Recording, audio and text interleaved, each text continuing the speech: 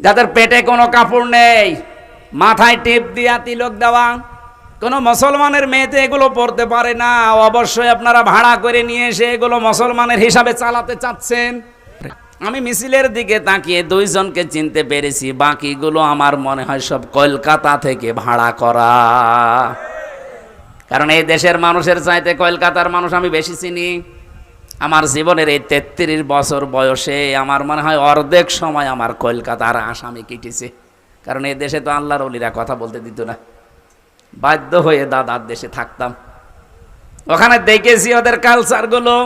এই মিছিলের দিকে তাকিয়ে আমার যা মনে হচ্ছে মুসলমানের মেয়েরা এত নিচে নামতে পারে না। এগুলো সব ভাড়া করা মহিলা।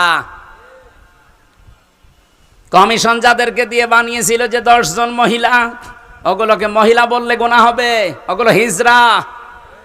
কারণ আমি 318 পৃষ্ঠা পুরাটা পড়ে দেখেছি, যা রিপোর্ট দিয়েছিল ওখানে কোরআনে কারিমের 10টা আয়াতের বিরুদ্ধে ডাইরেক্ট লেখা আছে। তার ভেতরে 3 নাম্বার পয়েন্টে ছিল যে দেহ আমার, সিদ্ধান্ত আমার।